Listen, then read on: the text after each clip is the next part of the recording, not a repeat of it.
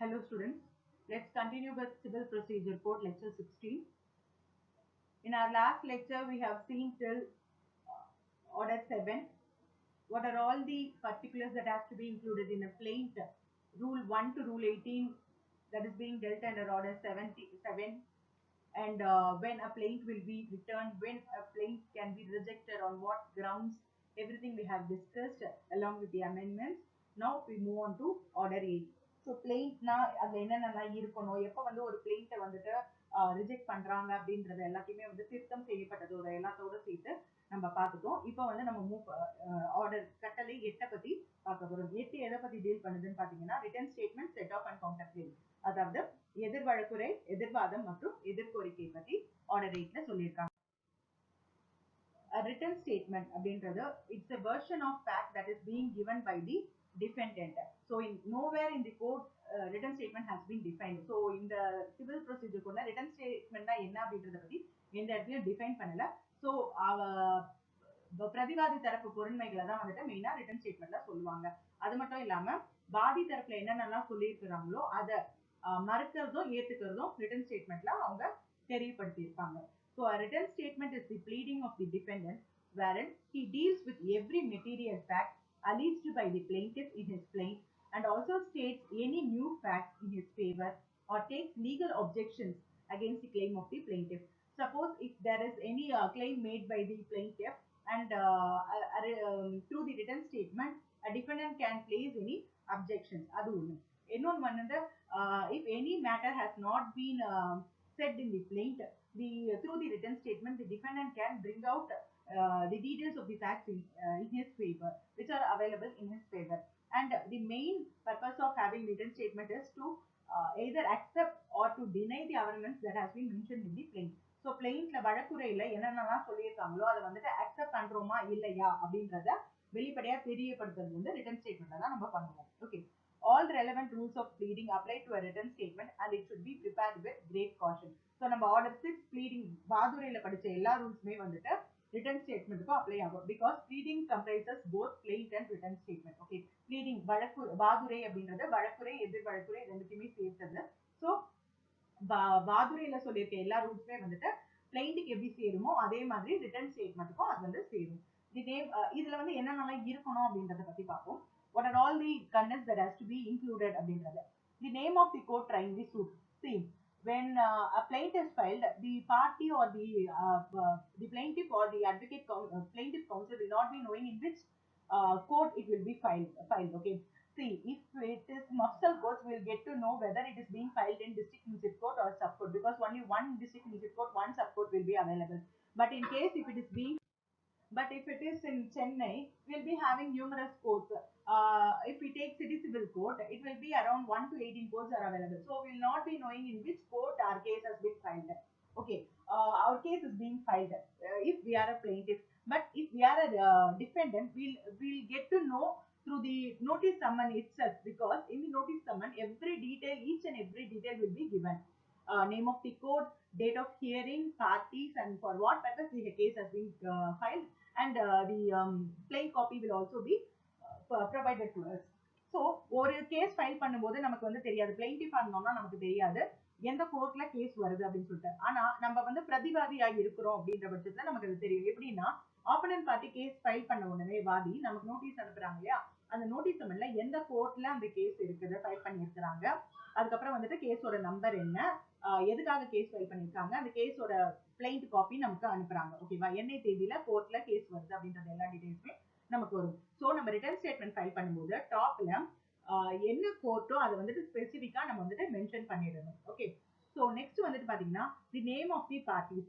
It is not necessary to mention the names, directions and place of residence of all the parties in the title of the written statement, but mentioning the name of the first plaintiff and first defendant is enough. The number of suit may be mentioned thereafter. Number of suit அப்படின்னா, ஒரு suit வந்துட்டு register பண்றாங்க இல்லையா, ஒரு case வந்து file பண்ண உடனே number will be given. So that number has to be mentioned by the written statement in his by the defendant in his written statement. At the time of filing the plaint, the space will be left empty for filling up the case number.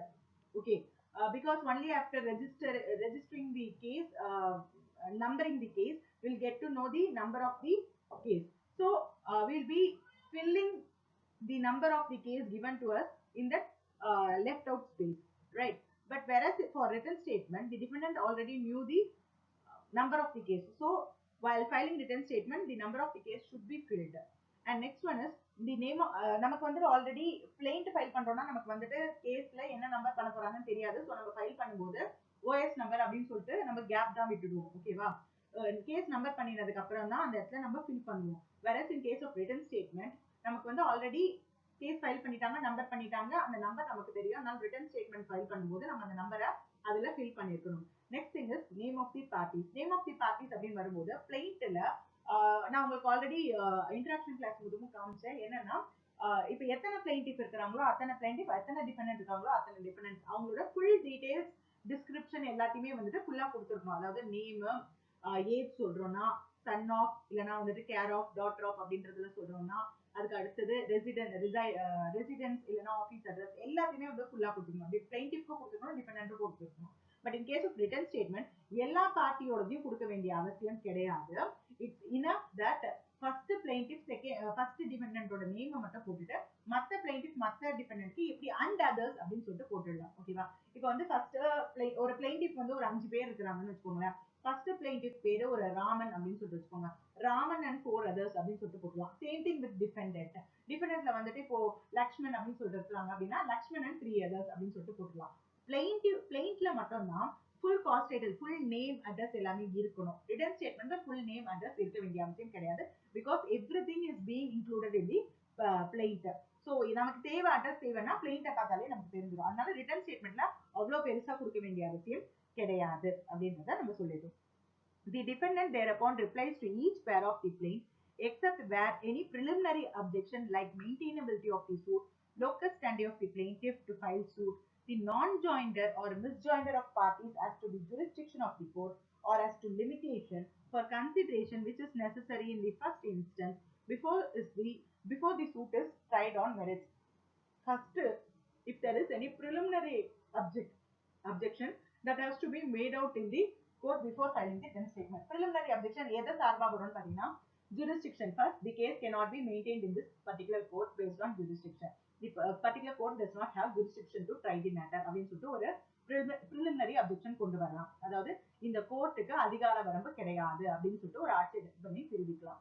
இல்ல அப்படின்னா பார்ட்டிக்கு locus ஸ்டாண்டி கிடையாது, அவங்க வழக்கு தொடுக்கிறதுக்கான அதிகாரம் அவங்களுக்கு கிடையாது அப்படின்றத பத்தியோ, இல்லைன்னா தேவையான பார்ட்டிஸ் அவங்க இன்க்ளூட் பண்ணல அப்படின்றது பத்தியோ ஏதாவது ஒரு preliminary objection இருக்குன்னா ரிட்டன் ஸ்டேட்மெண்ட் ஃபைல் பண்றதுக்கு முன்னாடி அதை வந்து கோர்ட்ல தெரியப்படுத்தலாம். ஏன்னா இந்த காரணங்களுக்காக அந்த கேஸ் வந்துட்டு நம்ம ரிஜெக்ட் பண்றதுக்கோ இல்லைன்னா வந்துட்டு டிஸ்மிஸ் பண்றதுக்கோ நிறைய வாய்ப்புகள் இருக்குது. ஓகே, ஸோ இந்த மாதிரி preliminary objection இல்ல அப்படின்னா there is no such preliminary objections available in the case means through the written statement the defendant has to reply or give response to each and every paragraph given in the plaint. So plaintல சொல்லப்பட்டிருக்க ஒவ்வொரு இந்த மாதிரி எந்த ஒரு ஆட்சேபனைகளும் இல்ல, jurisdiction பத்தியோ இல்லைன்னா அதிகாரம் பத்தியோ எதுவுமே இல்லை அப்படின்னா டைரக்டா நம்ம கேஸை அக்செப்ட் பண்ணிக்கிறோம். கோர்ட் ட்ரை பண்றதுக்கு பவர் இருக்குன்றதை அக்செப்ட் பண்ணிட்டோம்னா பிளைண்ட்ல சொல்லியிருக்க ஒவ்வொரு பேராகிராஃப் சொல்லியிருக்க விஷயத்தையும் நம்ம வந்துட்டு ஒண்ணு ஏத்துக்கணும், இல்லைன்னா மறுக்கிறதா நம்ம வந்து தெரியப்படுத்தணும் ரிட்டன் ஸ்டேட்மெண்ட்ல. ஸோ இது எல்லாமே பாத்தீங்கன்னா ஒரு ஜெனரல் ஃபார்மேட் தான் ரிட்டன் ஸ்டேட்மெண்ட்டுக்கு இப்ப நான் சொன்னது எல்லாமே. மொத்தம் ரிட்டன் ஸ்டேட்மெண்ட்ல பாத்தீங்கன்னா there are 10 rules. ஸோ அந்த 10 ரூல்ல என்னென்ன இருக்குது அப்படின்றத இனி நம்ம பார்க்க போறோம். Rule 1. The defendant shall within 30 days from the date of service of summons on him present a written statement of his defense, provided that where the defendant fails to file the written statement within the set period of 30 days, he shall be allowed to file the same on such other day as may be specified by the court for reasons to be recorded in writing, but which shall not be later than 90 days from the date of service of summons. அழைப்பானை சார்பு செய்யப்பட்ட தேதியிலிருந்து எதிர்வாதி 30 நாட்களுக்குள் அவரது எதிர்வாதம் குறித்த எதிர் வழக்குரையை தாக்கல் செய்தல் வேண்டும். எதிர்வாதி சொல்லப்பட்ட 30 நாட்களுக்குள் எதிர் வழக்குரையை தாக்கல் செய்ய தவறி இருக்கும் போது நீதிமன்றத்தால் குறிப்பிட்ட அத்தகைய வேறு ஒரு நாளில் எதிர் வழக்குரையை தாக்கல் செய்ய அவரை அனுமதித்தல் வேண்டும். எனினும் அழைப்பாணை சார்பு செய்யப்பட்ட தேதியிலிருந்து 90 நாட்களுக்கு மேற்படுதல் கூடாது. அதாவது ஒரு நோட்டீஸ் சர்வ் ஆயிடுது இல்லையா, நோட்டீஸ் சர்வ் ஆன டேட்ல இருந்துட்டு ஜென்ரலா ஒரு ரூல் பாத்தீங்கன்னா 30 டேஸ்க்குள்ள அவங்களோட சைட் வெர்ஷன் அதாவது ரிட்டன் ஸ்டேட்மெண்ட்டை ஃபைல் பண்ணிடணும். ஓகேவா? But in cases the defendants will not be filing it in 30 days. So here the provision is also given, proviso is also given. Okay, if the defendant is not able to file it in 30 days, he can seek for adjournment and file the written statement at later period. But the adjournment should not extend beyond 120 days from the date of service of summons. Okay, so இப்போ பாத்தீங்கன்னா 90 டேஸ்க்குள்ள வந்துட்டு அவங்க அந்த return ஸ்டேட்மெண்ட்டை file பண்ணணும். ஜென்ரலா 30 டேஸ்க்குள்ள file பண்ணணும். But 30 டேஸ்க்குள்ள file பண்ணல அப்படின்னா they are given time till 90 days. அந்த 90 டேஸ்க்குள்ள they have to file the written statement. But each and every adjournment they have to specifically mention the reason why, for what purpose the written statement filing is getting delayed. என்ன ரீசன்க்காக return statement அவங்க file பண்றதுல date வாங்குறாங்க அப்படின்ற ரீசனை அவங்க mention பண்ணிருக்கணும் அப்படின்றத சொல்றாங்க. அது தொடர்பான கேஸ் லாஸ் பார்க்கலாம். Telecom limited vs Motorola Inc AR 2005 SC 514.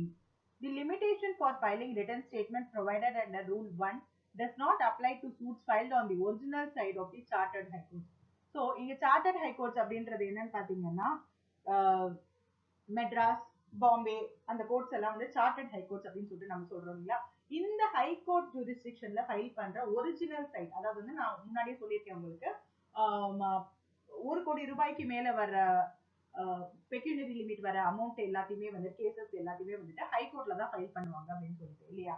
So இந்த ஹை கோர்ட்ல ஃபைல், அதாவது டிஸ்ட்ரிக்ட் கோர்ட் அந்த ஜூரிஸ்டிக்ஷன் இல்லாம சென்னை லிமிட்ல வரும்போது ஹை கோர்ட்ல ஃபைல் பண்றாங்க இல்லையா. சோ அந்த ஹை கோர்ட்ல ஃபைல் பண்ற ஒரிஜினல் ஜூரிஸ்டிக்ஷன்ல நம்ம சிவில் கேஸ் ஃபைல் பண்றோம்னா that will be numbered as CS அப்படின்றது நான் சொல்லியிருக்கேன். டிஸ்ட்ரிக்ட் கோர்ட் வரைக்கும் ஃபைல் பண்றது எல்லாமே வந்து ஒரிஜினல் ஜூரிஸ்டிக்ஷன்ல OS ஒரிஜினல் சூட் அப்படின்னு சொல்லிட்டு வரும். ஹை கோர்ட்ல ஃபைல் பண்றது ஒரிஜினல் சைட்ல CS சிவில் சூட் அப்படின்னு சொல்லிட்டு வரும். அதோட பெக்யூனரி லிமிட் பாத்தீங்கன்னா 1 crore இருந்து அப்படின்னு நான் சொல்லியிருக்கேன். சோ இந்த மாதிரி இந்த ஆர்டர் 8 ரூல் 1 வந்துட்டு ஹை கோர்ட்ல ஃபைல் பண்ற ரிட்டன் ஸ்டேட்மெண்ட்ஸ்க்கு பொருந்தாது அப்படின்னு சொல்லிட்டு இந்த கேஸ்ல சொல்லியிருக்காங்க. தி டைம் இன்னொரு கேஸ் பாத்தீங்கன்னா Sandeep Thapar vs SME technologies private limited 2014 case இது. The time limit under Order 8 Rule 1 has to be observed, but in exceptional circumstances, in order to ensure that injustice is not done, the time can be extended. When the delay is occasioned by reasons beyond the control of defendant, then court ought to permit the party to file written statement beyond the period prescribed in Order 8 Rule 1 of Court. So, இப்போ வந்து நம்ம ஜெனரலா பிராக்டிஸ்ல பாத்தீங்க அப்படின்னா 30 days 90 days அப்படின்றத தான் உங்களுக்கு செக்ஷன்ல ப்ரொவைட் பண்ணிருக்காங்க இல்லையா. ஆனா இந்த சப்போஸ் 90 டேஸ்க்குள்ளேயும் நம்மளால ஃபைல் பண்ண முடியாம போகிறதுக்கு நிறைய சான்சஸ் இருக்கு. ஓகேவா? there may be circumstances where the defendant will not be ready with the written statement within the time limit given, that is 90 days.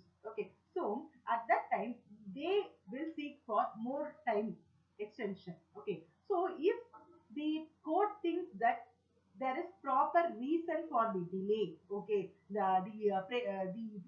time extension is being sought for reasonable ground அப்படின்ற பட்சத்துல ஒரு நியாயமான காரணத்துக்காக தான் அவங்க வந்து time extension கேட்கறாங்க, அந்த குறிப்பிட்ட டைத்துக்குள்ள ரிட்டன் ஸ்டேட்மெண்ட் அவங்களால ஃபைல் பண்ண முடியல அப்படின்றது கோர்ட் நம்புறாங்க அப்படின்னா at that time extension of time can be given. So இந்த 90 டேஸ்மே வந்துட்டு ரூல் தானே தவிர அந்த ரூலை வந்து கண்டிப்பா இதுக்குள்ளே ஃபைல் பண்ணிடுவாங்க அப்படின்றது இல்லை. So it is the discretion of the court to extend further time if the court is satisfied with the reasons being given out by the defendants for their delay in filing the written statement. So அவங்க கொடுக்கிற time, கேட்கிற time வந்துட்டு ப்ராப்பரா இருக்கு, ஜென்யூனா இருக்குது ஏதோ ஒரு காரணங்களுக்காக அப்படின்னா அந்த நேரத்துல டைம் கொடுக்கறத பத்தி டிஸ்கிரிப்ஷன்ல அவங்க முடிவெடுக்கலாம். ஓகேங்களா? ஸோ இந்த 90 டேஸ்க்கு அப்புறம் ஜென்ரலா கோர்ட்ல கேஸ் என்ன ஆகும்னு பாத்தீங்கன்னா எக்ஸ்பார்ட்டி ஃபைல் பண்ணிடுவாங்க. ஓகேவா? எக்ஸ்பார்ட்டி ஆர்டர் பாஸ் பண்ணிடுவாங்க. ஓகே, இல்லைன்னா இந்த 90 டேஸ்க்கு அப்புறமும் ஃபைல் பண்ணனா enough time will be given. அந்த டைம் இப்போ வந்து 6 months டைம் கொடுக்குறான்னு வச்சுக்கோங்க, 6 months டைம் கொடுத்தும் the defendants are not able to file written statement na the case will be set ex parte. Okay, so இப்போ what the defendants will be doing, they will be filing set aside ex parte order petition இல்லையா.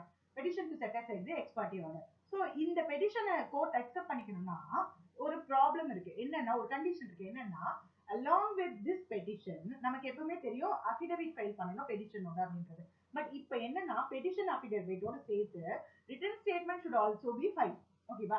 only if written statement is filed along with the petition will be taken for consideration. ஓகேவா? so petition எடுத்துட்டு petition என்ன பண்ணுவாங்க? okay for these reasons it has been the delay has been caused அப்படின்னு சொல்லிட்டு order pass பண்ணி okay accept பண்ணிக்கிறோம் உங்க case, உங்களோட ப்ளீயை நாங்க அக்செப்ட் பண்ணிக்கிறோம்னு சொல்லிட்டு the case will be taken into file again. Sorry, ex parte order cancel பண்ணிடுவாங்க.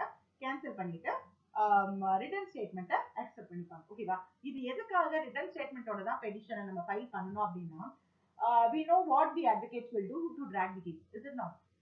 It's my duty to file the written statement, so I am not filing the written statement over here. I have the case has been set ex parte. Now I am filing the petition to set aside the ex parte order. Okay. If at all there is no such condition, means what will happen?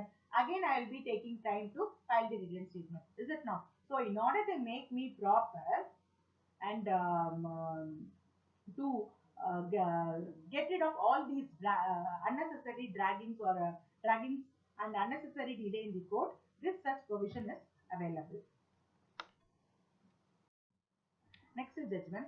Thakur Bhai H. Patel versus Sri DGA Samaj Sevasan 2009 case. There is no provision in code for cancelling or setting aside a written statement already filed and substituting it with fresh one. So, இப்போ வந்துட்டு ஒரு return statement file பண்றாங்க அப்படின்னா ஏதாவது ஒரு காரணத்துக்காகலாம் return ஸ்டேட்மெண்ட்டை cancel பண்ணிட்டு இன்னொரு ரிட்டன் ஸ்டேட்மெண்ட்டை அக்செப்ட் பண்ணிப்பாங்க அப்படின்றதுலாம் கிடையாது. ஓகேவா? there is no such provision.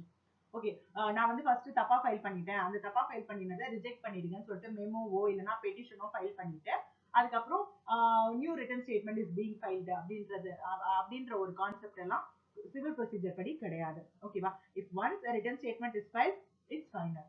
Okay, and we can go with amendments இல்லைன்னா அடிஷனல் ரிட்டன் ஸ்டேட்மெண்ட் அப்படின்னு சொல்லிட்டு ஒன்று ஃபைல் பண்ணுவாங்க. ஓகேவா? அடிஷனல் ரிட்டன் ஸ்டேட்மெண்ட் எப்போ ஃபைல் பண்ணுவாங்கன்னு பார்த்தீங்கன்னா அங்கே பிளெயின்ல ஏதாவது அமெண்ட்மெண்ட் பண்ணியிருந்தாங்கன்னா will go with additional written statement. Okay, so next பார்த்தீங்கன்னா Ramesh Chandra versus Punjab national bank 1990 கேஸுக்கு there was delay in filing of written statement. The conduct of the defendant was far from being satisfactory and he had been trying to delay the matter. It was held that one final opportunity could be given for filing written statement on condition that the defendant should deposit in court rupees 2 lakhs within specified time. So இப்போ பாத்தீங்கன்னா இந்த மாதிரி case எல்லாம் set aside X party petition போடுறாங்க இல்லையா, the written statement is not being filed, so the case is being set ex parte in favor of the plaintiff இல்லையா. so இதுக்கு என்ன பண்ணுவாங்க, we will be filing petition to set aside the order அப்படின்றத நான் சொல்லியிருக்கேன், set aside the ex parte order. so நிறைய கேசஸ்ல இந்த ex parte order set aside பண்ணனும்னா what will happen is penalty will be imposed. ஒன்னு அது பெனால்ட்டியா இருக்கும், அப்படி இல்லைன்னா in case of recovery of money amount மணி பத்தின கேசஸ்லாம் இருக்குன்னு வச்சுக்கோங்க.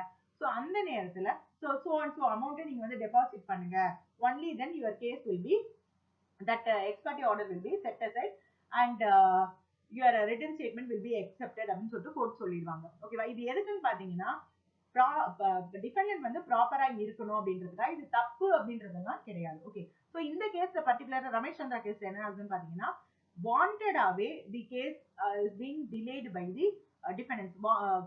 வேணும்னே கேஸை டிலே பண்றாங்க ஒரு காரணமும் இல்லாம. சோ ஒரு கடைசி ஆப்பர்ச்சுனிட்டியா கோர்ட்ல என்ன சொல்றாங்கன்னா, ஓகே நாங்க வந்து ரிட்டன் ஸ்டேட்மெண்ட் உங்களை ஃபைல் பண்ண அலோ பண்றோம், அதுக்கு முன்னாடி நீங்க 2 லட்சம் ரூபாய் கட்டினாதான் கோர்ட்ல டெபாசிட் பண்ணுங்க அப்படின்னு சொல்றாங்க. கோர்ட்டுக்கு டெபாசிட் பண்ணுங்க, அதுக்கப்புறம் ரிட்டன் ஸ்டேட்மெண்ட் அக்செப்ட் பண்ணிக்கிறோம் அப்படின்றாங்க. இதுல என்னன்னா what will happen to this 2 lakhs அப்படின்றது இல்லையா. சோ இந்த 2 lakhs அப்படின்றது சும்மா it is being considered as a deposit. okay, if the plaintiff wins the case, the 2 lakhs will be given to the plaintiff. okay va? If the plaintiff loses the case, the 2 lakh rupees that was deposited by the defendant will be refunded to the defendant. okay va? So இது வந்து loss எல்லாம் கிடையாது, it will ensure that the defendant is genuine in conducting the cases, conducting the proceeding. அதுக்காக தான். next வந்து பாத்தீங்கன்னா rule 1A, this was included in the amendment. Duty of defendant to produce documents upon which relief is claimed or relied upon by him. okay, so என்னென்ன documents வந்து base பண்ணி அவங்க relief claim பண்றாங்க இல்லனா வந்துட்டு government வந்து deny பண்றாங்களோ so அந்த டாக்குமெண்ட்ஸ் வந்து கோர்ட்ல ப்ரொடியூஸ் பண்ணணும் அப்படின்னு சொல்றதா இந்த rule 1A. So where the defendant bases his defense upon a document or relies upon any document in his possession or power in support of his defense or claim for set-off or counterclaim, he shall enter such document in a list and shall produce it in court when the written statement is presented by him, and shall at the same time deliver the document and a copy thereof to be filed with the written statement. So whatever document he is having, he is depending upon in the written statement. So all those documents should be filed while filing the written statement அப்படின்றத சொல்றாங்க. ஓகேவா? Next வந்துட்டு பாத்தீங்கன்னா where any such document is, இத வந்து தமிழ்ல நான் சொல்றேன். எதிர்வாதி ஆவணம் ஒன்றை அல்லது அவரது கைவசம் உள்ள அல்லது ஆளுகையில் உள்ள ஆவணம் ஏதோ ஒன்றின் சான்றாதாரத்தை அடிப்படையாக கொண்டு எதிர்வாதம் செய்கின்ற போது அவரது எதிர்வாதத்திற்கு அனுசரணையான அல்லது எதிர்கட்டு உரிமை அல்லது எதிர்கோரிக்கைக்குரிய ஆவணத்தை பட்டியலிட்டு அவரால் எதிர் வழக்குரை தாக்கல் செய்யப்படும் போது அதனை அதே நேரத்தில் நீதிமன்றத்தில் ஒப்படைத்தல் வேண்டும். அவ்வாறு ஆவணம் ஒப்படைக்கப்படும் போது அதன் நகலையும் எதிர் வழக்குரையுடன் சேர்த்து தாக்கல் செய்ய வேண்டும். இப்ப வந்துட்டு this not only mentions about written statement. If the defendant is having any counter claim also, that document should also be given. So இந்த counter claim set off அப்படின்றதெல்லாம் என்னன்னா பின்னாடி வர ரூல்ஸ் நான் சொல்றேன். சப்போஸ் ஏதாவது ஒரு கவுண்டர் கிளைம் எதிர் வாதத்தை வந்து அவங்க வைக்கிறாங்க அப்படின்னா அதுக்கான டாக்குமெண்ட்ஸ் இருந்ததுன்னா அந்த டாக்குமெண்ட்டையும் வந்துட்டு அவங்க ரிட்டர்ன் ஸ்டேட்மெண்டோட சேர்த்து ஃபைல் பண்ணிடணும்.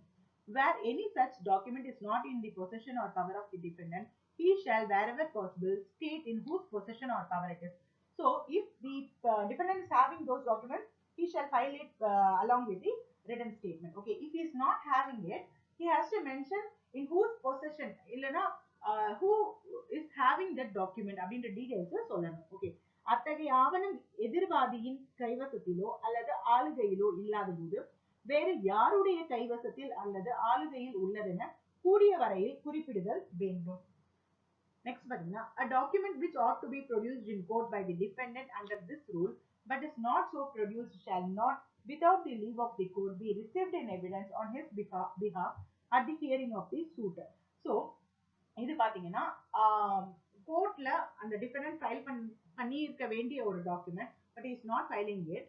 ஸோ லேட்டர் அவர் ஃபைல் பண்ணணும் அப்படின்னா பண்ண முடியாது except with the permission of the court. கோர்ட்டோட பெர்மிஷன் வாங்கி மட்டும் தான் அவங்களால பண்ண முடியுமே தவிர மற்ற நேரத்தில் அந்த டாக்குமெண்ட்டை அவங்க எவிடன்ஸா ப்ரொடியூஸ் பண்ண முடியாது. இந்த விதியின் கீழ் எதிர்வாதியால் நீதிமன்றத்தில் தாக்கல் செய்யப்பட வேண்டிய ஆவணம் நீதிமன்றத்தில் தாக்கல் செய்யப்படவில்லை ஏல் அந்த ஆவணத்தை நீதிமன்றம் அனுமதிக்காமல் வழக்கு விசாரணையின் போது எதிர்வாதி தரப்பு சாட்சியமாக ஏற்றுக்கொள்ள முடியாது. So the document cannot be filed later without the permission of the court. If the court permits the defendant to file the document, okay, fine, it can be filed. Without the permission of the court, the document cannot be filed. Nothing in this rule shall apply to documents. இந்த rule வந்துட்டு எப்போ apply ஆகாதுன்னு பாத்தீங்கன்னா எந்த மாதிரி documents apply ஆகாதுன்னு பாத்தீங்கன்னா when it is produced for the cross examination of the plaintiff's witness. அதாவது ஒரு வாதியின் சாட்சிகளை குறுக்கு விசாரணை செய்வதற்காக தாக்கல் செய்யும் ஆவணங்கள். இப்போ வந்துட்டு கோர்ட்ல நம்மளோட பிளீயை ப்ரூவ் பண்றதுக்காக டாக்குமெண்ட்ஸ் தேவைப்படும். அதை ரிட்டன் ஸ்டேட்மெண்ட் போது will be filing it. Okay, as per rule 14 sorry rule 1A clause 1. Okay, suppose if I am having some document and I am using it at the time of cross examination of witness, means that document need not be produced as an evidence before that. So rule 123 rule 1A clause 123 is not applicable to the document when it is being used at the time of cross examination of any witness. Okay, next is handed over to a witness merely to refresh his memory. சாட்சிகள் நினைவுபடுத்திக் கொள்ள அளிக்கப்படும் ஆவணங்கள் ஆகியவற்றிற்கு மேற்குறிப்பிடப்பட்ட நிபந்தனை பொருந்தாத. அதாவது இப்போ ஒரு விட்னஸ் கூட்டிட்டு வராங்க பிளேன்டிஃப் சைட்ல இருந்து, அந்த விட்னஸ் ரெஃப்ரெஷ் பண்ணிக்கிறதுக்காக நம்ம ஒரு டாக்குமெண்ட் காட்டுறோம் அப்படின்னா அந்த டாக்குமெண்ட்டை நம்ம ஆல்ரெடி ப்ரொடியூஸ் பண்ணிருக்க வேண்டிய அவசியம் கிடையாது. ஓகேவா? ஸோ ஜென்ரலா ரூல் 1A என்னன்னு பாத்தீங்கன்னா if we are having any document in support of statements given in the written statement, we have to file it along with the written statement. Okay, நம்ம கிட்ட ஒரு டாக்குமெண்ட் இருக்குதுன்னா ரிட்டர்ன் ஸ்டேட்மெண்ட்டை எதை base பண்ணி நம்ம சொல்லியிருக்கோமோ அந்த டாக்குமெண்ட் இருக்குன்னா அதை நம்ம ரிட்டர்ன் ஸ்டேட்மெண்ட் எதிர்வழக்குறையை ஃபைல் பண்ணும்போது அந்த டாக்குமெண்ட்டையும் சேர்த்து ஃபைல் பண்ணணும். ஓகேவா? சப்போஸ் அந்த டாக்குமெண்ட் நம்ம கையில இல்லைன்னா, if that document is not with us, we have to mention the details of the document and where it is being possessed. where இல்லனா who is having the possession of the particular document. அது யார்கிட்ட இருக்கு அப்படின்றத நம்ம mention பண்ணணும். Okay. Suppose if I am not producing the particular document, later I cannot produce it without the permission of the court. ஒரு document நான் produce பண்ண வேண்டியது, ஆனா நான் அதை ப்ரொடியூஸ் பண்ணல, கோர்ட்ல தாக்கல் செய்யல, பின்னாடி கோர்ட்டோட பர்மிஷன் இல்லாம நான் அந்த டாக்குமெண்ட்டை கோர்ட்ல தாக்கல் செய்ய முடியாது எவிடன்ஸா. பட் இந்த எந்த கண்டிஷனுமே ரெண்டு விஷயத்துக்கு யூஸ் ஆகாது. எப்பன்னு பாத்தீங்கன்னா, ஒன்னு கிராஸ் எக்ஸாமினேஷன், நான் பிளைண்டிஃபோட விட்னஸை பண்றேன் அப்படின்னா ஏதாவது ஒரு டாக்குமெண்ட்டை காமிச்சு இது உங்களோட சைன் தானா அப்படின்றதுலாம் நான் ஏதாவது கேட்கறேன்னா அந்த டாக்குமெண்ட்டை நான் கோர்ட்ல ஆல்ரெடி ப்ரொடியூஸ் பண்ணிருக்கணும்னு அவசியம் கிடையாது. இன்னொரு விஷயம் பாத்தீங்கன்னா, ஒரு விஷயத்தை ஞாபகப்படுத்துறதுக்காக யூஸ் பண்ற ஒரு டாக்குமெண்ட்டை நான் கோர்ட்ல ஆல்ரெடி ப்ரொடியூஸ் பண்ணிருக்கணும் அப்படின்ற அவசியம் கிடையாது. இதுல இம்பார்ட்டன்ட் ஜட்ஜ்மெண்ட் பாத்தீங்கன்னா, Abdul Rahman Shora vs state of Jammu and Kashmir 2009 case தான் இது. The documents which were not filed in suit nor in execution proceedings cannot be relied upon in revision. Okay, so ஒரு இது வந்துட்டு பாத்தீங்கன்னா நம்ம 14 இப்போ சப் ரூல் 3 பார்த்தோம் பாத்தீங்களா, அதுதான் சாரி கிளாஸ் 3 பார்த்தோம் இல்லைங்களா, ரூல் 1A கிளாஸ் 3. அதாவது ஒரு டாக்குமெண்ட்டை நம்ம சூட் போது ஃபைல் பண்ணல, எக்ஸிகியூஷன் ப்ரொசீடிங் போது ஃபைல் பண்ணலன்னா கேஸ் வந்து நம்ம சிஆர்பி ரிவிஷன் ஃபைல் பண்றோம் இல்லைங்களா, அப்ப நம்ம டைரக்டா தாக்கல் பண்ண முடியாது. ரிவிஷனுக்கோ அப்பீலுக்கோ டைரக்டா கொண்டு வந்து நம்ம இந்த டாக்குமெண்ட்டை தாக்கல் பண்ண முடியாது. ஸோ நம்ம ஏதாவது ஒரு டாக்குமெண்ட் தாக்கல் பண்ணோம்னா முதல்ல அது ட்ரையல் அந்த ப்ளீடிங்ஸ்டே நம்ம வந்துட்டு பண்ணிடணும். நெக்ஸ்ட் வந்துட்டு Prashant Kumar Goel vs Sokra Khatoon second case 2012. The defendant can produce document at the time of hearing of the suit with the leave of the court. Rejection of application to produce document because the application is moved belatedly is improper. Suppose suit trial வருது அப்படின்ற போது நம்ம ஏதாவது ஒரு டாக்குமெண்ட்டை produce பண்றோம்னா கோர்ட்ல petition file பண்ணி நம்ம அந்த டாக்குமெண்ட்டை ப்ரொடியூஸ் பண்ணலாம் இல்லையா. இப்போ என்னன்னா, சப்போஸ் அந்த பெட்டிஷனை the court is not accepting, ஓகேவா, the court is dismissing the petition on the ground that this the particular document was not filed in the earlier stage, only now they have filed this document, they are seeking permission to file the document. So on this ground it can the petition is being dismissed அப்படின்னு சொல்லிட்டு ஒரு order கொடுக்குறாங்க அப்படின்னா that is not valid அப்படின்றத இந்த பிரசாந்த் குமார் கோயில்ல சொல்றாங்க. அதாவது எந்த நேரத்துல வேணாலும் கோர்ட்ல டாக்குமெண்ட்டை ஃபைல் பண்றதுக்கு அக்செப்ட் பண்ணிக்கலாம். If there is no proper ground அப்படின்னா அந்த நேரத்துல ரிஜெக்ட் பண்ணாமே தவிர லேட்டா கொண்டு வந்து பெட்டிஷனை ஃபைல் பண்றாங்கன்ற ஒரு காரணத்துக்காக அதெல்லாம் ரிஜெக்ட் பண்ண முடியாது. Next rule 2. It deals with new facts must be specially pleaded.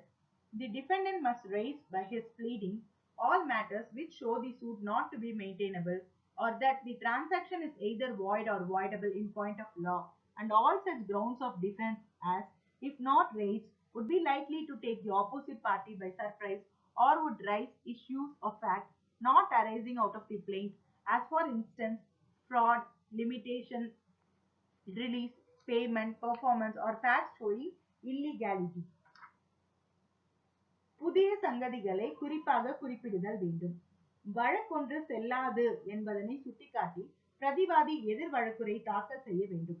ஒரு உரிமை வழக்கில் செல்லுபடியாகாது அல்லது சட்டத்தை பொறுத்த மட்டில் அந்த நடவடிக்கை செல்லாததாய் இருக்கிறது என்று காண்பிக்கின்ற எல்லா விடயங்களையும் மற்றும் எதிர்வாதத்திற்கான ஆதாரங்களையும் சொல்லாமல் விட்டால் அது தரப்பினரை அநேகமாக திகைத்திட செய்யுமோ அல்லது வழக்குரைஞரில் இன்றும் எழாத சங்கதி பிரச்சனைகளை எழுப்புமோ.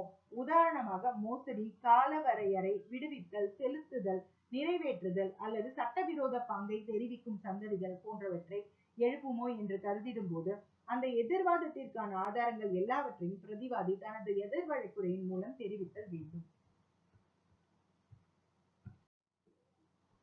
So here it is the duty of the defendant to show on what grounds he is coming against the plaint அப்படின்றத சொல்லணும். என்னன்னு பாத்தீங்கன்னா, the suit is not maintainable, the contract is not valid, the transaction is not valid, இல்லனா வந்து the transaction has been obtained out of fraud, the contract has been executed out of fraud, இல்லனா வந்துட்டு the suit is barred out of limitation. இது எல்லாத்தையுமே என்ன கிரவுண்ட்ல we are coming before the court, we are contesting case அப்படின்றத எல்லாத்தையுமே ஸ்பெசிஃபிக்கா நம்ம ரிட்டன் ஸ்டேட்மெண்ட்ல சொல்லிடணும். இது எதுக்காகன்னு பாத்தீங்கன்னா இதுதான் இஷ்யூ அப்படின்றத சார்ட் அவுட் பண்ண முடியும். ஓகேவா? For each and every hearing you can not bring out new issues. Okay, so what is what அப்படின்றது it should be sorted out at the beginning itself, so that there won't be any new surprises to the plaintiff while facing the case. If you are bringing one day, if you are telling that this contract has been obtained out of fraud, and the other day you are coming and telling that that was not your signature at all, so you cannot plead as such. Whatever grounds you are telling, you have to tell it at the time of filing the written statement itself, and everything has to be clear in the written statement. ஒவ்வொரு நாளைக்கு ஒவ்வொரு விஷயத்தை கொண்டு வரக்கூடாது. ஒரு நாளைக்கு வந்துட்டு return நான் அந்த கான்ட்ராக்ட்ல என்னோட சைனே கிடையாதுன்னு சொல்லிட்டு இன்னொரு நாள் வந்துட்டு அதை நாங்க படிச்சு பார்க்காம சைன் பண்ணிட்டோம், அந்த மாதிரி மாத்தி மாத்தி எல்லாம் சொல்லக்கூடாது. ஓகேவா? ஸோ என்ன சொல்றோம் அப்படின்றத ஒரே நாளைக்கு தெளிவா ரிட்டன் ஸ்டேட்மெண்ட் சொல்லிடணும், ஸோ தட் இதுதான் இஷ்யூ அப்படின்றது சார்ட் அவுட் ஆயிடும். இதுதான் இஷ்யூ அப்படின்னு சார்ட் அவுட் ஆயிடுச்சுன்னா அது பேஸ் பண்ணி தான் ஃபர்தரா ட்ரையல் எல்லாமே நடக்கும். ஓகேவா? So the plaintiff will also be ready how to face the proceedings. ஒவ்வொரு விஷயத்தையும் ஒவ்வொரு நாள் கொடுத்துட்டு இருந்தா இது வந்து டிராக் ஆகிட்டே தான் போகும் கேஸ். ஓகேவா? ஸோ இதுல பாத்தீங்கன்னா case K V Subbarao versus state of Andhra Pradesh. Under this rule it is the duty of the defendant to give all the particulars in his defense which he decides to take. அதாவது இந்த ரூல் படி என்னென்ன டிஃபென்ஸ்லாம் எடுக்கிறாங்க, ப்ரீ எடுக்கிறாங்க, கிரவுண்ட்ல வந்துட்டு சேலஞ்ச் பண்றாங்க, அது எல்லாத்தையுமே வந்துட்டு ரிட்டன் ஸ்டேட்மெண்ட்ல மென்ஷன் பண்ணியிருக்கணும் அப்படின்னு சொல்லிட்டு சொல்றாங்க. It is Bhagat Singh versus Jaswant Singh 1966 case. இதுல பாத்தீங்கன்னா it is required by this rule that the defendant must raise by his pleading all matters which show that the suit is not maintainable. என்னென்ன ரீசன்ஸ்க்காக இந்த சூட் மெயின்டைனபிள் இல்ல, இது வந்துட்டு ஃபைல் பண்ண இந்த இடத்துல சரியானது கிடையாது அப்படின்றது சொல்ல வராங்களோ அந்த எல்லா ரீசன்ஸுமே வந்து ரிட்டன் ஸ்டேட்மெண்ட்ல சொல்லியிருக்கோம். Hence, the defendant will not be entitled as of right to rely on any ground of defense which he was not taken in his written statement. So, written statementல சொல்லப்படாத எந்த ஒரு விஷயத்தையும் கிரவுண்டையும் லேட்டர் அவங்க ஆர்கியூமெண்ட்ஸ்க்கோ இல்ல ட்ரையலுக்கோ அவங்க யூஸ் பண்ண முடியாது. சப்போஸ் ரிட்டன் ஸ்டேட்மெண்ட்ல அது அவங்களோட சைன் கிடையாது அப்படின்றத அவங்க மென்ஷன் பண்ணல. ஓகேவா? they are not disputing the signature that they have endorsed in the agreement. இல்லனா கான்ட்ராக்ட்ல அவங்க போட்ட சிக்னேச்சர் என்னோட கிடையாது அப்படின்றத டிஸ்பியூட் பண்ணவே கிடையாது டிஃபெண்டன்ட். ஓகேவா? லேட்டர் ட்ரையல் ஸ்டேஜ்ல அவங்க ட்ரையல் ஸ்டேஜ்லயோ இல்ல லேட்டர் ஸ்டேஜ்லயோ அவங்க வந்துட்டு அது என்னோட சைன் கிடையாது அப்படின்ற ஒரு ப்ளீயை கொண்டு வர முடியாது. ஓகேவா? So what ever they wish to take, everything has to be mentioned in the written statement itself.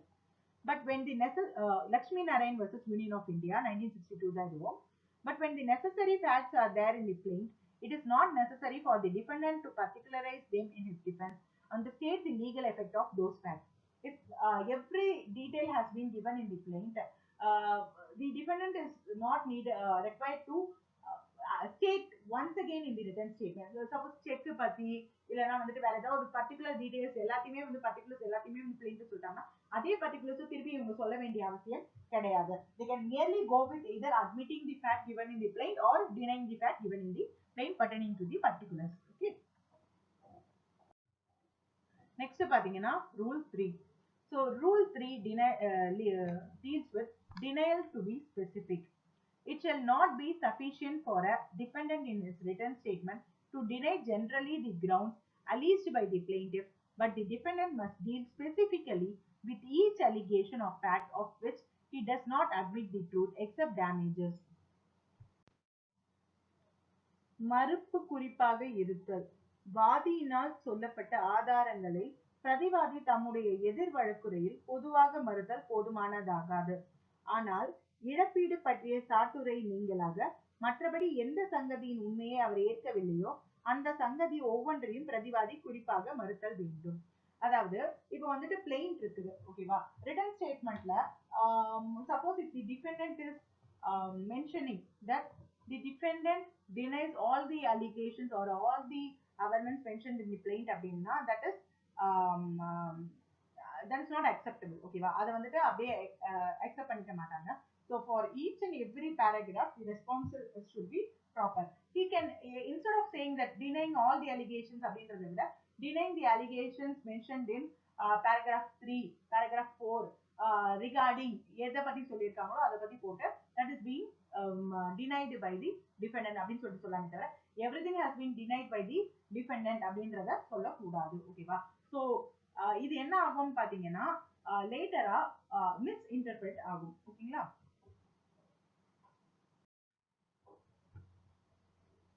Jaspal Kautima versus Industrial Trade Links 2017 case. The defendant in written statement must categorically deny or dispute averments made in plaint as evasive denial would amount to an admission of the allegation made in the plaint. So இப்போ வந்து நம்ம எவேசிவா அதாவது ஒரு விஷயத்த ப்ராப்பரா mention பண்ணி நம்ம சொல்லாம மொத்தத்தையும் நாங்கள் வந்துட்டு ரிஜெக்ட் பண்றோம் அப்படின்னு சொல்லிட்டோம்னா what will it lead to is it will lead to acceptance of the awareness given in the plaint. இது வந்து எப்படி மிஸ்இன்டர்பிரட் பண்ணி கொண்டு போவாங்கன்னு பாத்தீங்கன்னா அவங்க வந்து ஸ்பெசிபிக்கா அதை டினை பண்ணல. ஸோ ஸ்பெசிபிக்கா டினை பண்ணனால the content that has been mention in the plaint have been admitted by the defendant அப்படின்ற மாதிரி கொண்டு போயிடுவாங்க. So everything every paragraph should be specifically denied according to the law. Next, Sheikh Abdul Sattar versus Union of India 1970 case. According to the law of pleading, the defendant is bound to deal specifically with each allegation of fact, the truth of which is not admitted. So ஒவ்வொரு fact ஒவ்வொரு விஷயத்தையும் பொருண்மை பத்தியும் அவங்க வந்துட்டு ஸ்பெசிபிக்கா இதை நாங்க deny பண்றோம் அப்படின்னு சொல்லிட்டு சொல்லணும். அதை பத்தி அவங்க எக்ஸ்பிளைன் பண்ண கூட தேவை கிடையாது. they need not explain what they are intended to, but when they are denying the fact they should be specific to what they are denying. ஓகேவா? சப்போஸ் சிக்னேச்சர் டினை பண்றாங்கன்னா we defendants deny the fact that we have signed the document அப்படின்றத மட்டும் சொல்லிடலாம். ஓகேவா? நாங்க வந்துட்டு வேற ஏதாவது அதை தொடர்பா மற்ற விஷயங்களை நம்ம சொன்னோம்னு அவசியம் கிடையாது. ஓகேவா? we simply deny it because if we are giving out any other statement அப்படின்னா டினைலோட சேர்த்து then the burden of proof will shift to us. Okay, so suppose நம்ம வந்து சொல்றோம் நாங்க வந்துட்டு அது எங்களோட சைன் கிடையாது அப்படின்றத சொல்றதோட நான் நிறுத்திட்டேன் அப்படின்னா டினை பண்றேன் நாங்க தான் சைன் பண்ணினோம் அப்படின்றத we deny it அப்படின்னு சொல்லிட்டோம்னா ஸோ அவங்க வந்து அதை ப்ரூவ் பண்ணணும். ஓகேவா? சப்போஸ் அது என்ன சொல்றது நான் படிச்சு பார்க்காம சைன் பண்ணிட்டேன் அப்படின்றதோ இல்ல வேற ஏதாவது ஒரு கேஸ் சொல்றேன்னா நான் படிச்சு பார்க்காம தான் சைன் பண்ணன்றதை நான் ப்ரூவ் பண்ண வேண்டியதாயிரும். ஓகேவா? if certain para in the plaint is merely not admitted but the facts therein are not specifically dealt with, it cannot be said that they are denied. so ஒரு paragraph வந்துட்டு ப்ராப்பரா deny பண்ணாம விட்டு facts வந்து ஸ்பெசிஃபிக்கா deal பண்ணாம விட்டுட்டோம்னா நம்ம அதை டினை பண்ணினதா ஆகாது. where the truth of the facts alleged in the plaint, though not specifically dealt with in the corresponding para of the written statement, were dealt with in the additional pleadings, the allegations in the plaint must be considered to have been traversed. So it's always better to respond each and every paragraph individually so that it won't lead to any confusion further. So ஒவ்வொரு விஷயத்தையும் பின்னாடி மொத்தமா சேர்த்து சொல்லியிருக்கோம் அப்படின்றதுலாம் கிடையாது. ஸ்பெசிஃபிக்கா இந்த ஃபேக்ட் நாங்க டினை பண்றோம் இந்த ஃபேக்ட் நாங்க டினை பண்றோம் நம்ம சொல்லிட்டோம்னாலே நமக்கு பிரச்சனை கிடையாது. Next, rule 4. Rule 4 deals with evasive denial, where a defendant denies an allegation of fact in the plaint. He must not do so evasively, but answer the point of substance. Thus, if it is alleged that he received a certain sum of money, it shall not be sufficient to deny that he received that particular amount, but he must deny that he received that sum or any part thereof, or else set out how much he received. And if an allegation is made with diverse circumstances, it shall not be sufficient to deny it along with those circumstances. அதாவது evasive denial அப்படின்னா தமிழ்ல நழுவலான மறுப்பு. வழக்குரையில் உள்ள சங்கதி ஒன்றை பிரதிவாதி மறுக்கும் போது நழுவலாக அதனை அவர் மறுத்தல் கூடாது. ஆனால் சாராம்சமான பிரச்சனைக்கு மறுமொழி அளித்தல் வேண்டும். ஆகவே குறிப்பிட்ட பணத்தொகையை அவர் பெற்றுக்கொண்டார் என்று சொல்ல செய்யப்பட்டால் அந்த குறிப்பிட்ட பணத்தொகையை அவர் பெற்றுக்கொள்ளவில்லை என்று மறுப்பது போதுமானதாகாது. ஆனால் அந்த தொகையை அல்லது அதன் பகுதி எதையும் பெற்றுக்கொள்ளவில்லை என்று மறுக்க வேண்டும். அல்லது எவ்வளவு தொகையை அவர் பெற்றுக்கொண்டார் என்பதை விவரித்தல் வேண்டும். பல்வேறு சந்தர்ப்பங்களை குறித்து சொல்லும் போது அதை அந்த சந்தர்ப்பங்களோடு சேர்த்து மறுத்தல் போதுமானதாகாது. பாத்துக்கோங்க, suppose if opponent party is pleading that I have borrowed me here as defendant have borrowed rupees 1 lakh அப்படின்னா written statement I didn't borrow 1 lakh as said by the plaintiff அப்படின்றத மட்டும் சொல்லக்கூடாது. I didn't borrow any money from the plaintiff அப்படின்றத தான் நம்ம ஸ்பெசிஃபிக்கா சொல்லணும். not only 1 lakh I didn't borrow any money அப்படின்றது இன்னொரு விஷயம் பாத்தீங்கன்னா, சப்போஸ் நான் இந்த அமௌண்ட் தான் வாங்கியிருக்கேன் அப்படின்னா ஸ்பெசிபிக்கா நான் ஐ ஹவ் borrowed only 20,000 அப்படின்றத நம்ம ஸ்பெசிபிக்கா சொல்லணும். ஓகேவா? ஸோ எவேசிவா ஜஸ்ட் லைக் தட் நான் எந்த பணமும் அவர்கிட்ட இருந்து வாங்கல அப்படின்னு சொல்லிட்டு அந்த அந்த அமௌண்ட் ஒன் லேக் ருபீஸ் நான் வாங்கல அப்படின்னு சொல்லிட்டு நான் சொல்றேன்னா இட்ஸ் எவேசிவ் டினையல். ஸோ அந்த மாதிரி எதையும் நம்ம சொல்லக்கூடாது. சொல்றதுனால என்ன ஆகும்னு பாத்தீங்கன்னா, நம்ம சொல்லப்படாத விஷயங்கள் எல்லாத்தையுமே வந்துட்டு interpretation, law is full of interpretation. ஓகேவா? ஸோ எல்லாத்தையுமே வந்து நம்ம சொல்ற விஷயம் சொல்லாத விஷயம் எல்லாத்தையுமே வந்துட்டு சொல்ற விஷயத்த லிட்டரலா அப்படியே எடுத்துக்கிறதே பெரிய விஷயம் கோர்ட்ல. if things are not said அப்படின்னா there are two ways, choice இருக்கு. ஓகேவா? ஒன்னு clarification will be sought, கேட்பாங்க. அப்படி இல்லைன்னு வச்சுக்கோங்களேன், சைலன்ஸை வந்துட்டு அவங்க ரைட்ஃபுல்லா எடுத்துட்டு they will misinterpret in their own according to their own favor. So we must be very cautious while denying the fact. So just like that நம்ம நல்லா இருக்கக்கூடாது. everything should be proper and ஒவ்வொரு விஷயத்தையும் ஸ்பெசிபிக்கா நம்ம சொல்லணும். இந்த கேஸ் பாத்தீங்கன்னா Badat and company versus East India trading company 1964 case இது. where the plaintiffs had precisely and definitely given particulars of correspondence that passed between the parties and the defendants did not specifically deny the passing of the correspondence. It was held by the Supreme Court that their denial was vague and evasive so far as the correspondence was concerned.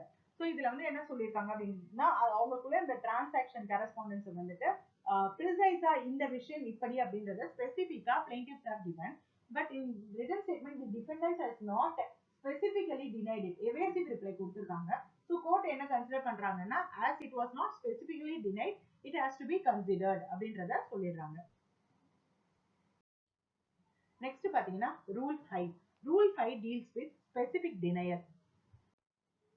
Every allegation of fact in the plaint, if not denied specifically or by necessary implication or stated to be not admitted in the pleading of the defendant, shall be taken to be admitted except as against a person under disability, provided that the court may in its discretion require any fact so admitted to be proved otherwise than by such admission. Provided further that every allegation of fact in the plaint, if not denied in the matter provided under Rule 3A of this order, shall be taken to be admitted except as against a person under disability.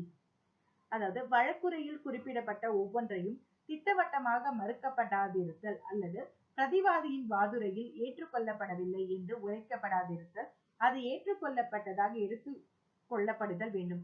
ஆனால் இயலாத நபரை பொறுத்தவரையில் அவ்வாறு கருதல் முடியாது.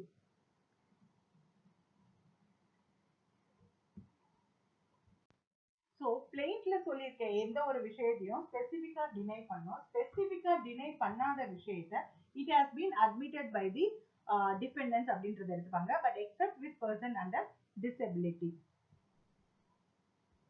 Provided that the court may in its discretion require any fact so admitted to be proved otherwise than by such admission.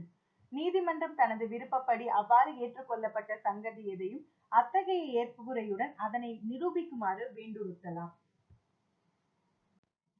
The court can use its discretion and thereby call upon the party to further elaborate on which they have admitted. Where the defendant has not filed a pleading, it shall be lawful for the court to pronounce judgment on the basis of the facts contained in the plaint, except as against a person under a disability, but the court may in its discretion require any such fact to be proved. பிரதிவாதி எதிர் வழக்குரை தாக்கல் செய்யாது இருக்கிற போது இயலாத நபர்களை தவிர மற்ற நபர்களை வழக்குரையில் அடங்கியுள்ள சந்ததிகளை நிரூபிக்கும்படி வற்புறுத்தலாம். So here a plaint has been filed and a written statement has not been filed by the defendant. Okay, so it is up to the court. The court can pass a judgment based on the contents given out in the plaint. So plaint மட்டுமே பார்த்து அதுல இருக்க contents base பண்ணி judgement கொடுக்கலாம். அப்படி இல்லைன்னா court can order the plaintiff to prove the contents that has been given in the plaint. ஓகேவா? Judge கிட்ட இருக்குது வெதர் இந்த பிளைண்ட்டை பார்த்து பிளைண்ட்ல இருக்க கண்டென்ட்ஸை பேஸ் பண்ணி ஜட்மெண்ட் கொடுத்துடலாம். If written statement has not been filed except இது எல்லாமே வந்துட்டு இயலாத நம்ம டிசேபிள் பர்சன்ஸை மட்டும் எக்ஸப்ஷன் வச்சிருங்க. மற்ற எல்லா நேரத்துலையும் வந்துட்டு பிளைண்ட்டை மட்டுமே பார்த்து ஜட்மெண்ட் கொடுக்கலாம். அப்படி இல்லைன்னா பிளைண்ட்ல இருக்க கண்டென்ட்ஸையும் நீங்க ப்ரூவ் பண்ணுங்க, அதுக்கப்புறம் நான் ஜட்மெண்ட் கொடுக்குறேன் அப்படின்னு சொல்லிட்டு மெரிட் ஆர்டர் கொடுக்கலாம். Sub-rule 3. In exercising its discretion under the proviso to subrule 1 or under subrule 2, the court shall have due regard to the fact whether the defendant could have or has engaged a pleader. அதாவது ஒன்றாவது உள்விதியின் வரம்புரை அல்லது இரண்டாவது உள்விதியின் அதிகாரத்தை செலுத்துகையில் நீதிமன்ற பிரதிவாதி வழக்கறிஞரை அமர்த்தி கொண்டிருக்கிறாரா என்பதனை கவனத்தில் கொள்ள வேண்டும். ஸோ இந்த ரெண்டு விஷயத்திலுமே அட்வொகேட் என்கேஜ் பண்ணியிருக்காங்களா அப்படின்றத பார்க்கணும். ஓகேவா? அட்வொகேட் என்கேஜ் பண்ணியிருக்கிறாங்க அப்படின்னா ப்ராப்பரா ரிட்டன் ஸ்டேட்மெண்ட் எல்லாமே ஃபைல் பண்ணிட போறாங்க. சப்போஸ் அட்வொகேட் என்கேஜ் பண்ணாம இருக்கிறாங்க அப்படின்னா அவங்க பார்ட்டிங் பர்சனா பண்றாங்கன்னா அவங்க வந்துட்டு எந்த அளவுக்கு ஸ்பெசிஃபிக்கா பண்றாங்க அப்படின்றது நமக்கு தெரியும் இல்லையா? So it's not necessary that எல்லா கேசஸ்மே அட்வொகேட் தான் ரெப்ரசென்ட் பண்ணணுன்றது கிடையாது. கோர்ட்ல நிறைய பார்ட்டிங் பர்சன்ஸ் கூட அப்பியர் ஆவாங்க. அவங்களே ரெடி பண்ணி அவங்களே பண்ணுவாங்க. அதையும் வந்து கோர்ட் கவனத்துல கொள்ளணும். Whenever a judgment is pronounced under this rule, a decree shall be drawn up in accordance with such judgment, and such decree shall bear the date on which the judgment was pronounced. அதாவது இந்த விதியின்படி தீர்ப்பு பகரப்படும் போதெல்லாம் அத்தகைய தீர்ப்புரையுடன் ஒரு தீர்ப்பாணை வரையப்படுதல் வேண்டும். தீர்ப்பாணை தீர்ப்பு பகரப்பட்ட தேதியையே கொண்டிருத்தல் வேண்டும். ஸோ என்னைக்கு வந்து ஜட்மெண்ட் கொடுக்குறாங்களோ அந்த ஜட்மெண்டோட டேட்டை டிகிரி ரிலீஸ் பண்ணிடுவாங்க. அவ்வளவுதான். It is provided by this rule that an allegation in the plaint will be deemed to be admitted by the defendant unless in the written statement it is denied specifically or by necessary implication, and secondly, it is stated that it is not admitted. The object of the rule is to narrow the issues to be tried in the case and enable either party to know what real point is to be discussed and decided. அதாவது இந்த scope of the section scope of rule 5 தான். இது என்னன்னு பாத்தீங்கன்னா என்னென்ன contents எல்லாம் வந்துட்டு ஸ்பெசிஃபிக்கா டினை பண்றாங்களோ அது எல்லாத்தையும் மென்ஷன் பண்ணிடணும். எதெல்லாம் அட்மிட் பண்றாங்களோ அதையும் ஸ்பெசிஃபிக்கா சொல்லிடணும். அப்படி சொல்லப்படாத விஷயங்களை வந்துட்டு டிஃபெண்டன்ட் அக்செப்ட் பண்ணிட்டு தான் ஆயிடும். இது எதுக்காக அப்படின்னு பாத்தீங்கன்னா டு நேரோ டவுன் தி இஷ்யூஸ். இது தொடர்பாக தான் நம்ம வந்துட்டு ஃபர்தரா ஆர்கியூ பண்ண போறோம். இது தொடர்பாக தான் நம்ம வந்து கேஸை கண்டெஸ்ட் பண்ண போறோம். Only on based on these grounds the case will be proceeded further. A case will be contested, arguments will be put forth, trial will be conducted. Everything will be having a clear picture on it. Everyone will be having a clear picture on what is happening, what is going to happen, pertaining to what அப்படின்றது தெரியும். பாத்தீங்கன்னா இதுதான் விஷயம். இது தொடர்பாக தான் நம்ம evidence produce பண்ண போறோம். இது தொடர்பாக தான் நம்ம சாட்சிகள் கொடுக்க போறோம்ன்றது சார்ட் அவுட் ஆயிடும். எப்பன்னு பாத்தீங்கன்னா எதெல்லாம் டிபெண்டன்ட் மறுக்கிறாங்க, எதெல்லாம் அக்செப்ட் பண்ணிக்கிறாங்கன்னு தெரிஞ்சுச்சுன்னா, அக்செப்ட் பண்ணிக்கிறாங்க அப்படின்னா அதுக்கு தொடர்பா எந்த ஒரு எவிடன்ஸையும் ப்ரொடியூஸ் பண்ண தேவை கிடையாது இல்லையா? எதெல்லாம் ரிஜெக்ட் பண்றாங்க, டினை பண்றாங்களோ அது தொடர்பா மட்டும் எவிடன்ஸ் நம்ம ப்ரொடியூஸ் பண்ண முடியும். ஸோ இது என்னன்னு பாத்தீங்கன்னா கோர்ட்டோட டைமும் மிச்சமாகும், பார்ட்டிஸோட டைமும் மிச்சமாகும். ஸோ இதுதான் ரூல் அப்படின்றத சார்ட் அவுட் பண்றதுக்காக தான் இந்த ஒரு purpose. Scope. Seth Ramdayal Jat versus Lakshmi Prasad 2009 case, where the defendant does not deny the averments in the plaint, the same would be deemed to have been admitted under Rule 5 of Order 8 of the Court. So, இந்த கேஸ்ல என்ன சொல்றாங்கன்னா பிளெயின்ட்ல இருக்க அவர்மெண்ட்ஸை ஸ்பெசிஃபிக்கா deny பண்ணல defendant, ஓகேவா, மறுக்கல. So இது என்ன ஆகுதுன்னு பாத்தீங்கன்னா அது அவர் அக்செப்ட் பண்ணிட்டதா தான் அர்த்தம். ஆர்டர் 8 ரூல் 5 ஆஃப் தி கோடோட ரூல்ஸ் படி. நெக்ஸ்ட் பாத்தீங்கன்னா Tek Bahadur versus Devi Singh 1966 case. It has been held by the Supreme Court that the word specifically qualifies not only the word denied but also the word stated to be not admitted, and therefore a refusal to admit must also be specifically stated.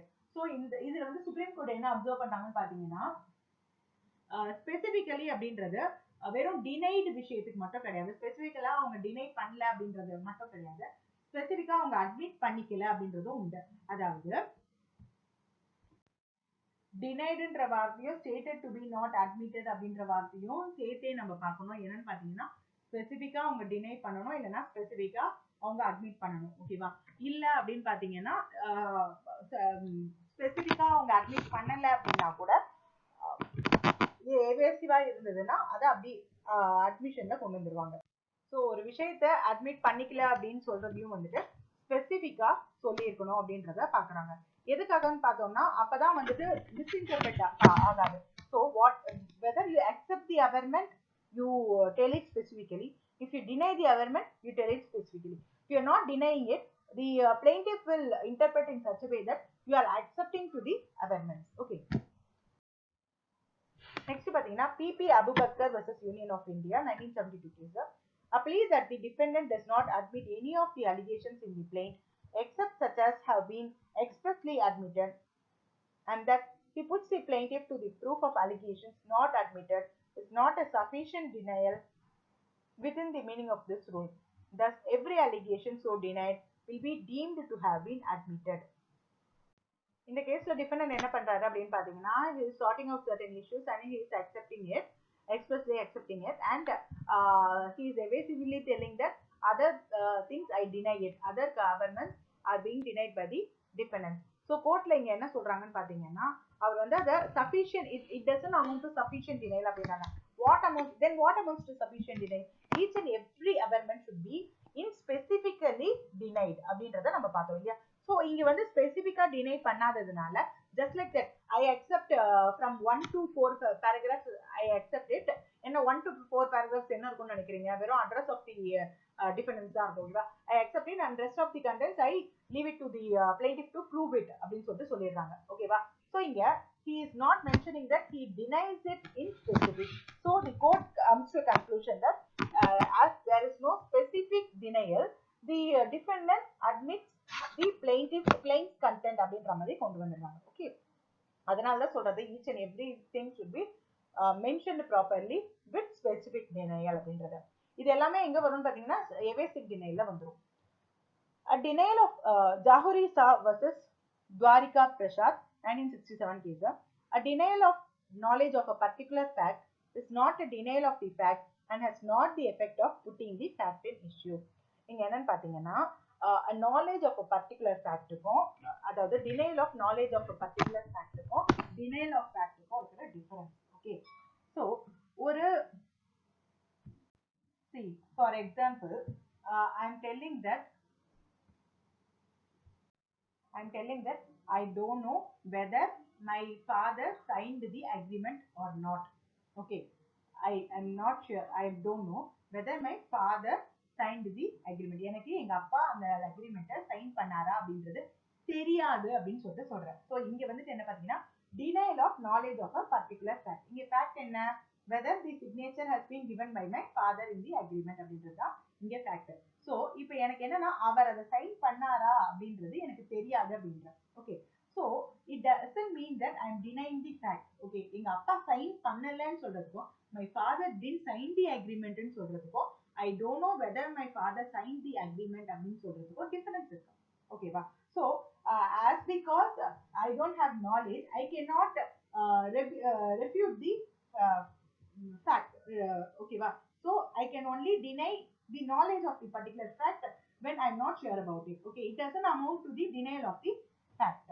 எனக்கு என்ன எனக்கு அந்த விஷயத்தை பத்தி தெரியாதுன்னா எனக்கு அந்த விஷயத்தை பத்தி தெரியாதுன்னா சொல்ல முடியுமே தவிர அந்த விஷயம் நடக்கல அப்படின்றத என்னால சொல்ல முடியாது ஓகேவா. சோ இப்ப அந்த விஷயம் நடந்ததா இல்லையான்றதுதான் இஷ்யூ ஓகேவா. சைன் எங்க அப்பா பண்ணாரா இல்லையான்றதுதான் அங்க வந்து இஷ்யூ ஓகேவா. சோ அந்த இஷ்யூ தொடர்பான நாலேஜ் எனக்கு கிடையாது அப்படின்றத சொல்றேன். ஸோ எனக்கு தெரியாத ஒரு விஷயத்தை பத்தி நான் அட்மிஷன் ரிட்டன் ஸ்டேட்மெண்ட்ல கொடுக்க முடியாது ஓகேவா. அதனால that he has any knowledge of the fact and a man can't admit a fact of which he has no personal knowledge. இததான் சொல்லியிருக்காங்க.